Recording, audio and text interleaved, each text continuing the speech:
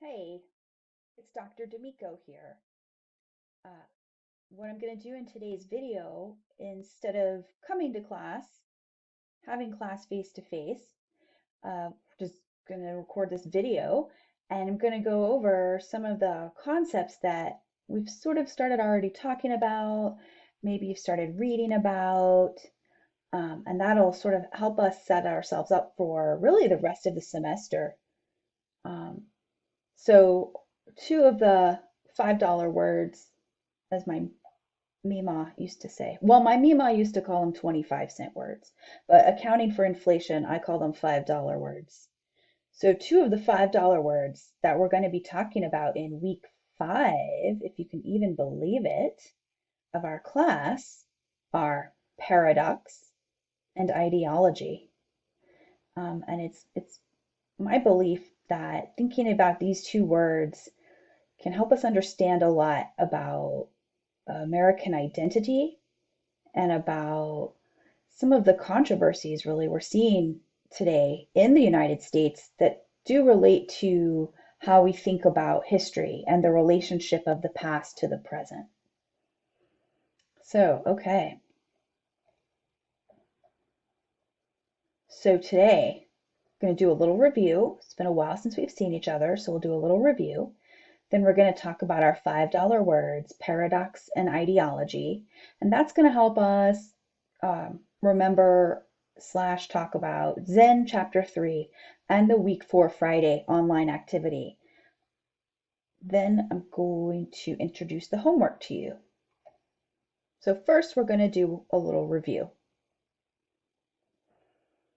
Yes, we still are in the colonial era. So we're kind of to this part now, English colonization in the 1600s.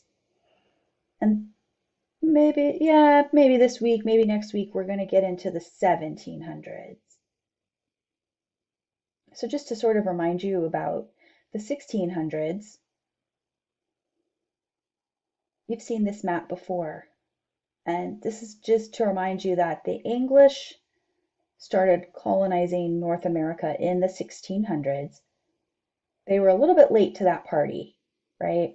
So here's North America, except in this imaginary map of North America, imaginary version, there are no Native Americans, right? This land's just empty, just waiting for Europeans to come colonize it, which is, of course, not true.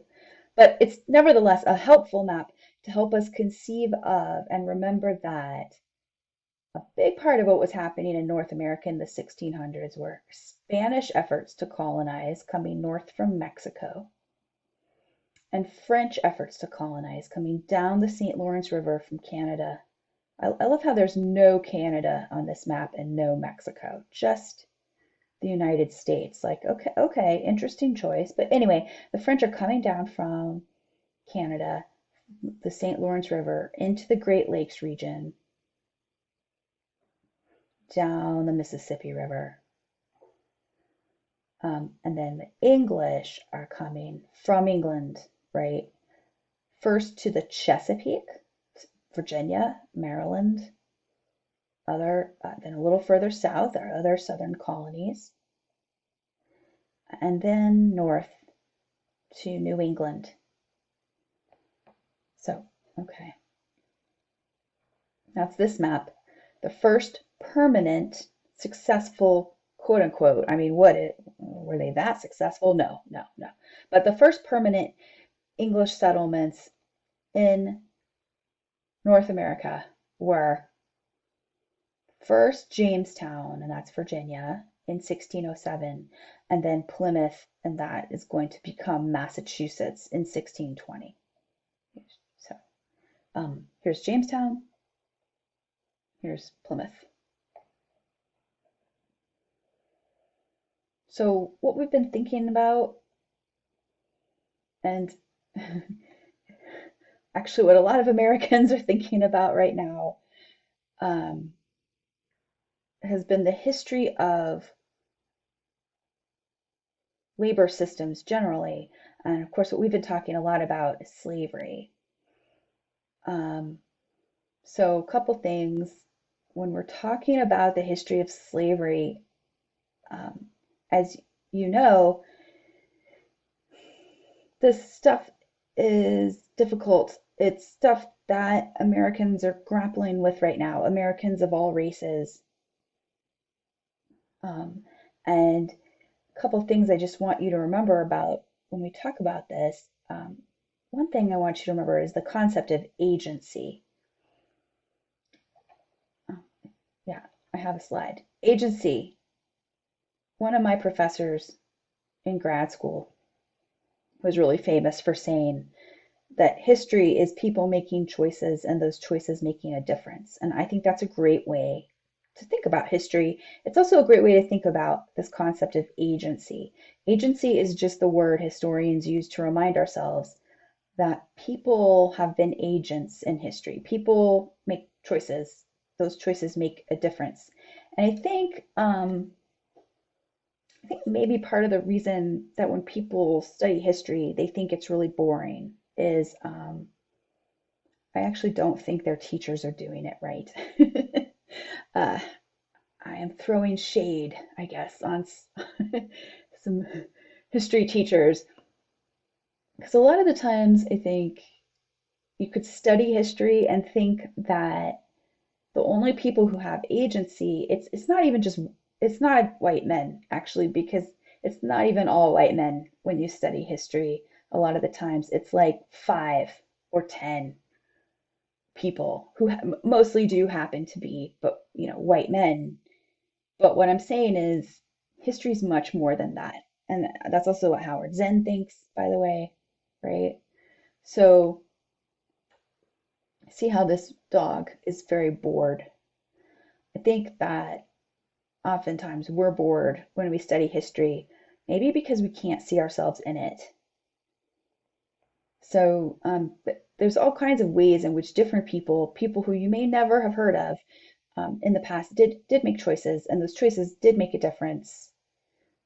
So just something to think about. And of course, I just want to emphasize too that there's a lot of things people have no control over when it comes to studying the past or the present.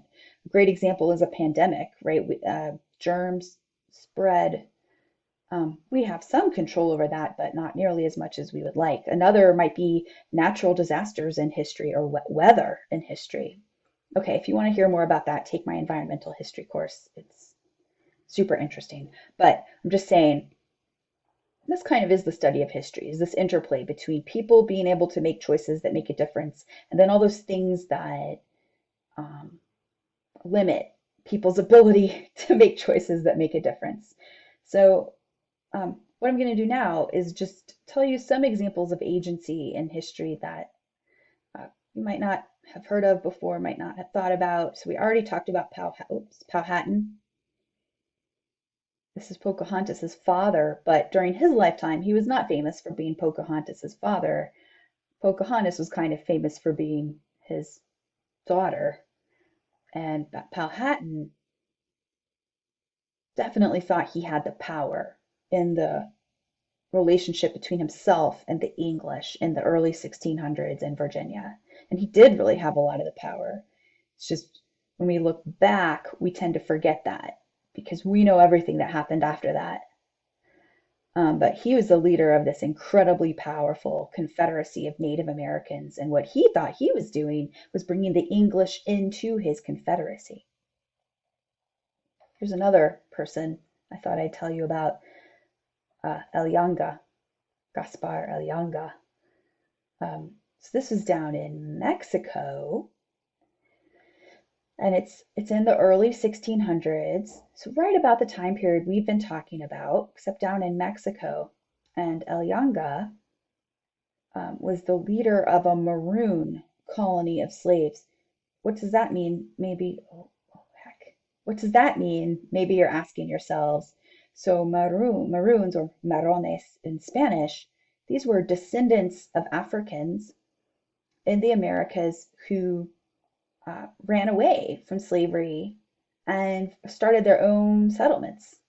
These were all over uh, actually the Florida Seminoles. So maybe you know of the Seminole tribe because of the college sports team called the Florida Seminoles.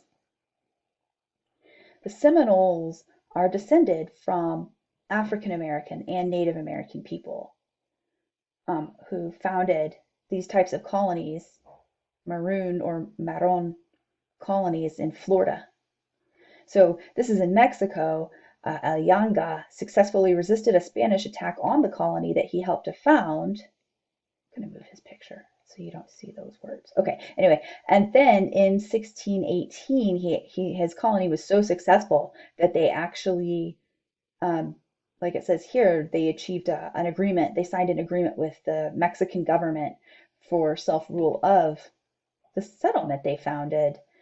In the late 1800s, he was named a national hero of Mexico, El primer libertador de las Americas, the first liberator of the Americas.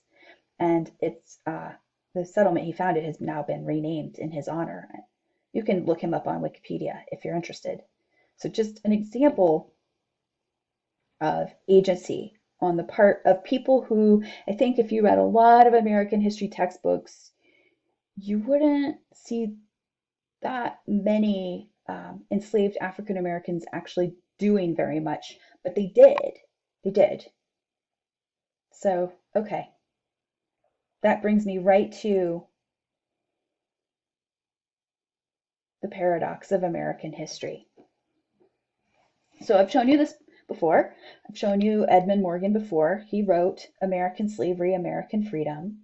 And a lot of what Howard Zinn says in chapter 3 actually comes from this book.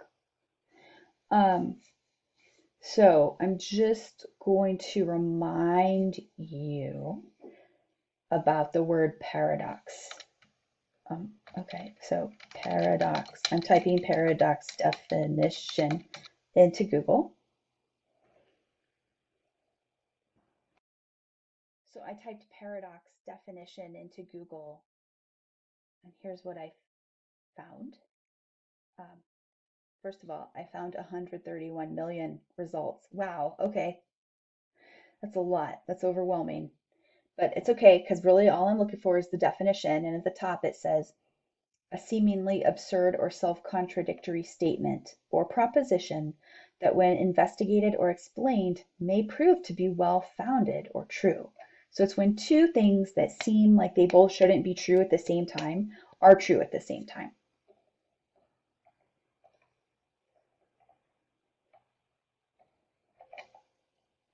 What better example of that is there than slavery and freedom in American history? And so that's what Edmund Morgan's book is about. I've mentioned this to you before. And this is kind of the last point on this slide is what I get sort of excited to think about.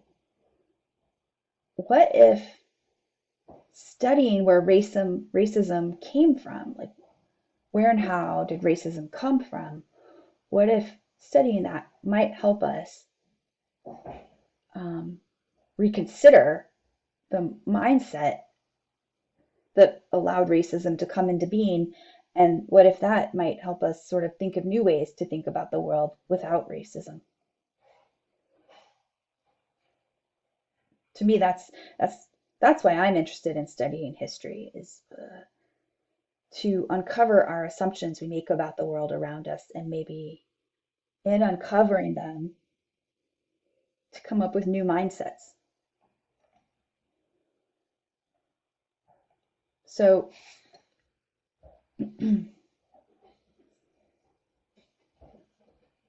are slavery and freedom a paradox in American history? Edmund Morgan set out to answer that question in the early 1970s. And he wrote that racism became an essential, if unacknowledged, ingredient of the Republican ideology. It's little r Republican, by the way. We're not talking about the Republican Party. We're talking about the idea of having a republic, which the United States is a republic and has been a republic since the American Revolution. So racism, according to Morgan, became an essential, if unacknowledged, ingredient of the Republican ideology that enabled Virginians to lead the nation. Whoa. What the heck does that mean? Well, Edmund Morgan pointed out that 4 out of the first 5 presidents of the United States of America were Virginians. My little joke there is that they were not virgins, they were Virginians. Ha ha ha. I'm sorry, but I'm not sorry, really. Okay, so Virginians wrote the Declaration of Independence and much of the Constitution. So, and I'm mostly thinking of like Thomas Jefferson wrote a lot of the Declaration. I'm thinking of James Madison wrote a lot of the Constitution there. But so this is you probably know this. This is the preamble, the sort of beginning of the Declaration of Independence. We hold these truths to be self-evident. Self-evident. So obvious that they're just self-evident. That all men are created equal. That they are endowed by their Creator with certain unalienable rights. So,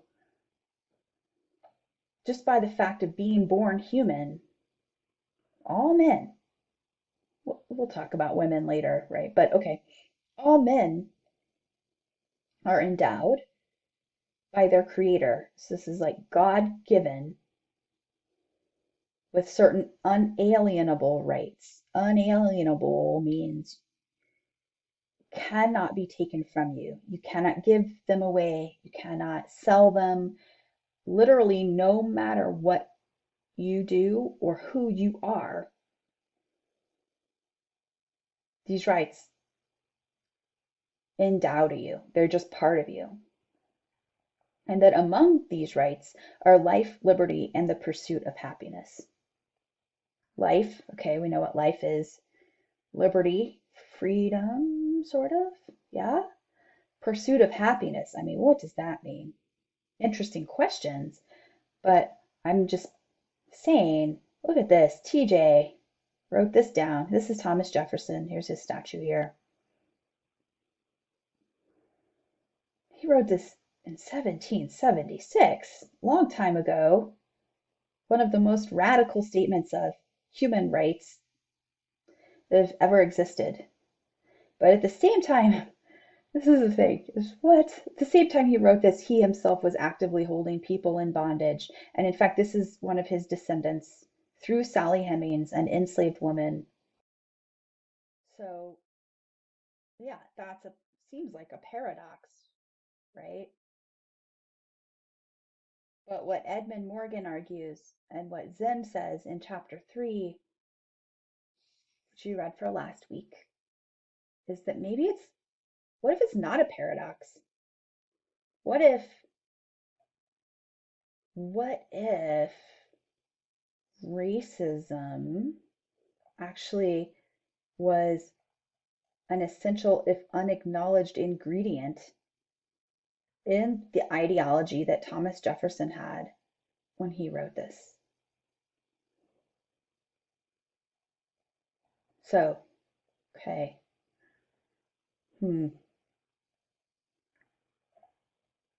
What Edmund Morgan means by that is maybe the color line, which we talked about last week, was necessary for Thomas Jefferson to be able to conceive of this kind of idea. Maybe when he imagined it, he was imagining all men, and maybe he was really imagining not just actually white men, but probably white men who had a certain amount of money, who owned their own property. Is that what he was imagining? Maybe. And that's why we spend a lot of time on Bacon's Rebellion. So maybe what happened after that rebellion, which you remember was in 1675 to 76, And it's when the poor people of Jamestown sort of banded together. There were some white people, some black people involved. They banded together. They started by attacking Native Americans because they wanted that land, remember? They wanted that American dream. They wanted that ability to have their own little farms and get rich. The governor of Virginia, a guy named Berkeley, was like, hey, you can't do that. Stop it. And they were like, no. And so they burned down Jamestown. As you read about, this rebellion was put down. But maybe that's when the elites started getting pretty worried about the idea of an interracial uprising. And so I put this quote on this slide. This is Lyndon B. Johnson. So I don't know if you've heard of Lyndon B. Johnson, but he was president of the United States. He became president after the assassination of JFK. So he was president of the United States in the 1960s. And he was from Texas originally, and he was in Congress for a really long time before he became president. And he started his career, his professional political career, being an adamant segregationist. So a segregationist was somebody who was in favor of racial segregation. But as his career went on, and as time went on, he began to change his views. Then he became President Kennedy's running mate when JFK ran for office. And JFK had this civil rights platform that he wanted to get through. He was assassinated before he could get a lot of it through. But Lyndon Johnson started working to get some of the civil rights legislature through that Kennedy had supported.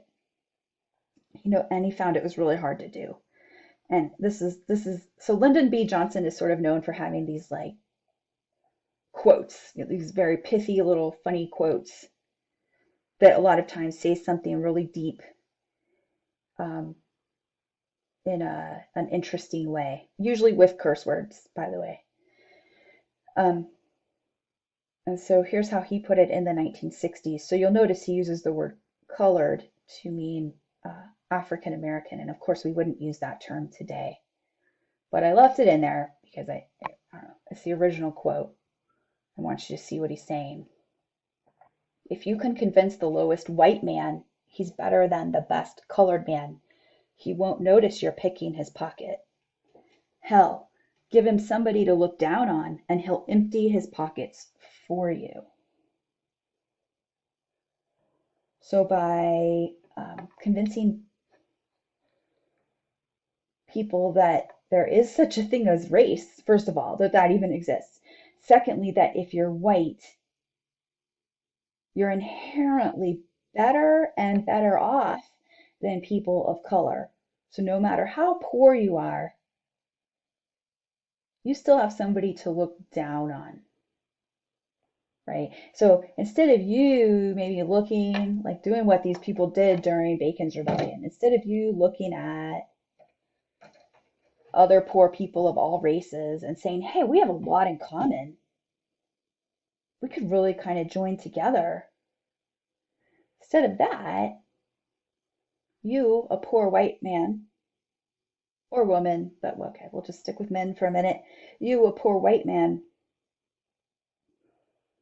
might be like, hey, I'm poor, but like at least I've got this whiteness thing going for me. I know that Lyndon Johnson would say that explains a lot about American history. I think Howard Zinn would agree. I think Edmund Morgan would agree. I think I agree. So back to this slide, but I added a new fact to this slide here. 10 out of the first 12 presidents of the United States were slave owners. What does that mean? It's interesting to consider, interesting to think about.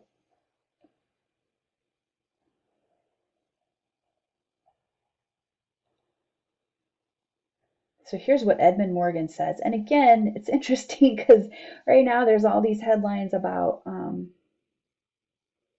oh, the 1619 Project is a problem. It teaches people un-American ideas, maybe. And sure, the 1619 Project, I could understand criticizing it for sure. I'm not saying it's perfect. But to me, what's really interesting is that this is stuff that Edmund Morgan wrote before I was born. Right? It was almost 50 years ago he wrote this. So here's the question, really a big question. Was the vision of a nation of equals flawed at the source by contempt for both the poor and black? Is America still colonial Virginia writ large? What Edmund Morgan meant by the second part of that, the second question, is colonial Virginia was not a democracy. It was really, there were people who could vote and things were decided by those voters, but it was nowhere even near half the population who could vote. You didn't just have to be a white man to vote in colonial Virginia. You had to be a rich white man. Is America still a nation where only the richest people are in charge? I mean, I don't know if that's for you to think about, but look at this first part of the question. Was the vision of a nation of equals flawed at the source by contempt for both the poor and black? So I see this conversation happening kind of all the time. People are noticing that somebody like Thomas Jefferson owned slaves, like a lot of slaves, had children with an enslaved woman, maybe consensually, maybe not, we don't know. And they're sort of like, does that mean we should cancel Thomas Jefferson? But if we cancel Thomas Jefferson, are we canceling the Declaration of Independence, like literally one of the founding documents of the United States? Can we do that? Do we want to do that? And oh, whoops, I don't really have the answers for you for that. But I'm just noticing that's a conversation I'm having literally all the time with people. We can't just get rid of Thomas Jefferson, some people say. Others are like, maybe it's time to rethink Thomas Jefferson. Maybe it's time to, is it time to rethink the Declaration of Independence? I mean, I don't know. I'm going to go back to this slide to just show you that it does say all men are created equal. I mean, that seems like a good idea. So do we want to cancel that? Look, I don't have the answers. I'm just noticing the question for you. Okay, so let me now talk about Zen Chapter 3 reading questions for a minute because I know they're complicated and I've had some questions from people about this. So,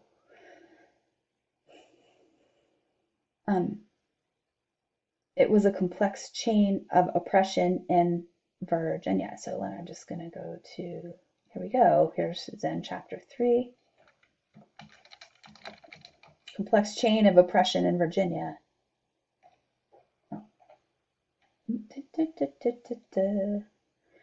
So really, I think this sort of next part explains that question. So you can look that up for yourselves. Okay, so question 2. What proportion of colonists who came to North America in the colonial period came as servants? That answer is right in the reading, so I'm not going to go over it. What does Zen say about the demographics of the colonies in the 1700s? One thing I've noticed is we don't always all know what demographics means, so I Googled it. And demographics is just statistical data relating to the population and particular groups within it. Okay, so who's who? what are the percentages, etc. Let's see. So examples include when he says that, and there's another question about this, more than half of the colonists who came to North American shores in the colonial period came as servants. They were mostly English, then more Irish and German, so et cetera, et cetera. A lot of this is demographical information.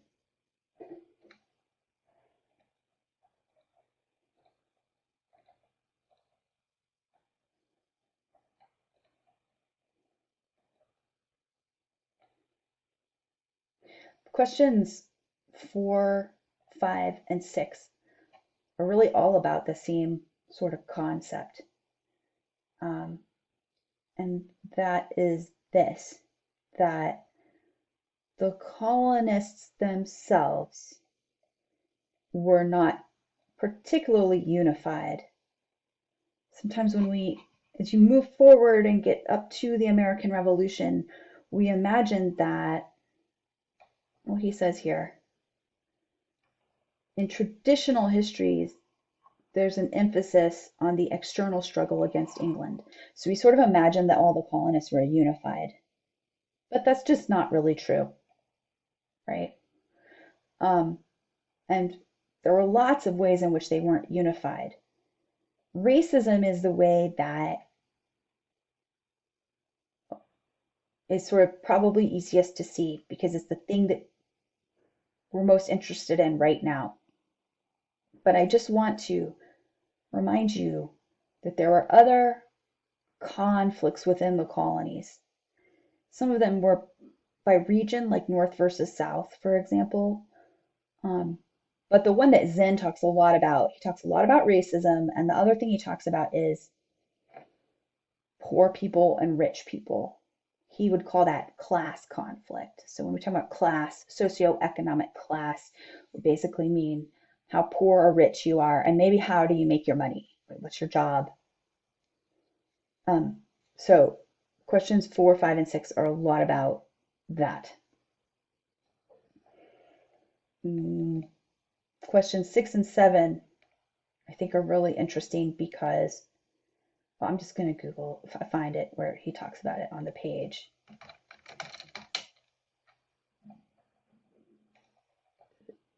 So here's Howard Zinn saying, racism was becoming more and more practical. Oh, Edmund Morgan. Oh, Dr. D'Amico, you've spent a lot of time talking about Edmund Morgan. It's not a coincidence. Look at this. Edmund Morgan sees racism not as natural to black-white difference, but something coming out of class scorn, a realistic device for control. If freemen, so free people with disappointed hopes, those poor white English men and women who were like, where's my land? Where's my American dream? If they had made common cause, if they joined together with slaves of desperate hope, the results might be worse than anything the elites had seen before, than the Bacon's Rebellion. The answer to the problem, obvious if unspoken and only gradually recognized, was racism. Racism as an answer to a problem. The problem being, what if poor people of all races unite together? That's very scary if you're an elite, a rich guy in Virginia, right? To separate dangerous free whites from dangerous black slaves by a screen of racial contempt. Ooh. Okay, interesting to consider. Then my last question is about the last paragraph. Here it is, at the bottom here.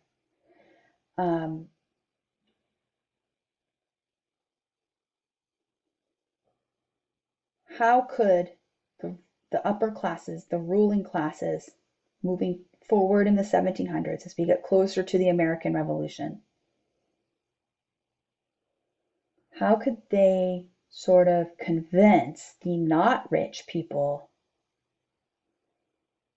to join with them in their fight against England?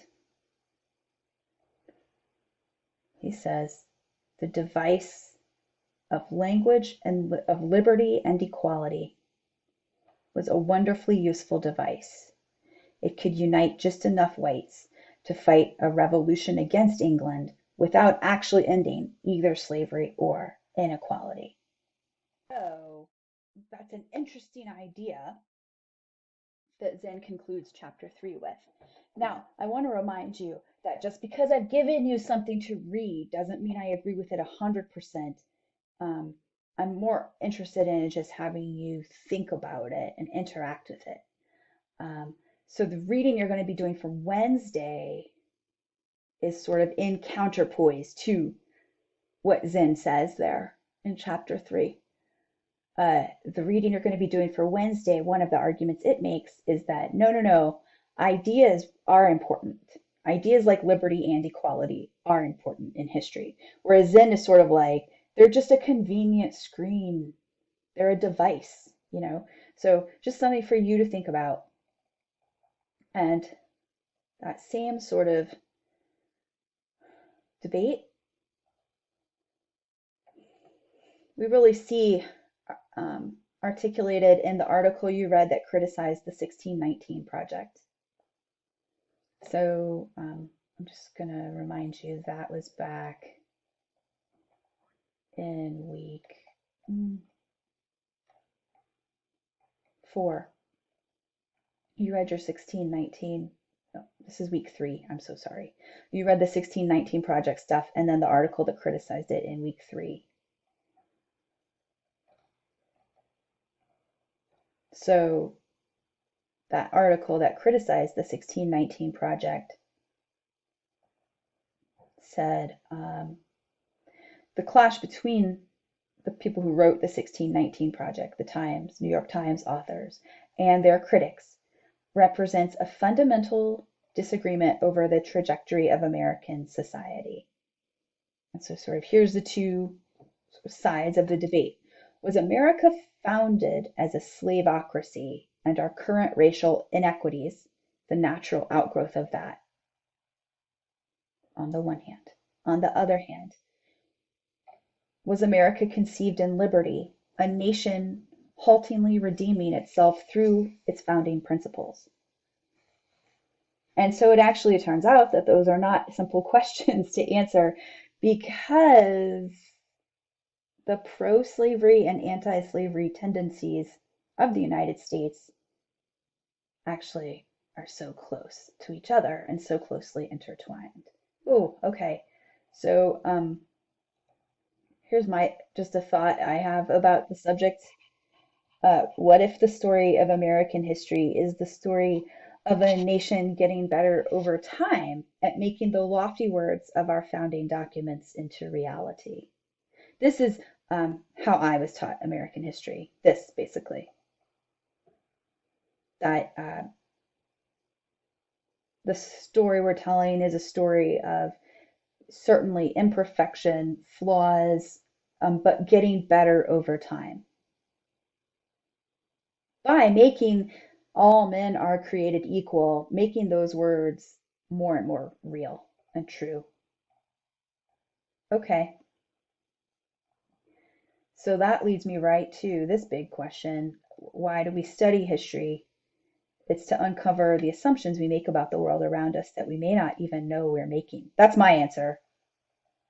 And I often think of this quote from Albert Einstein, except he never really said this. It's a quote that's often attributed to him, but I have to tell you, there's no evidence he actually ever said this. But it's still a cool quote, still a cool idea. We can't solve problems using the same kind of thinking we used when we created them. Okay, so that actually brings me to the readings you did for today, for Friday about American exceptionalism, and we'll talk about that next time. But you also have homework. So on Wednesday, we're going to go over the week for Friday activity, which I know was a lot. And that was your primary source about the city upon a hill and some readings and a little video about American exceptionalism. So I know it was complicated, and we're going to go over it on Wednesday. But for Wednesday, I'd like for you to also do the reading that's up on Canvas. There's a book that's sort of a counterpoint to Zen's book. I'd like for you to see those reading questions on Canvas, answer them. You're going to put all that in your classwork too. And then on Wednesday, we're going to talk about that, and we're going to talk about American exceptionalism, which is an ideology. Okay, thanks everybody. Take care.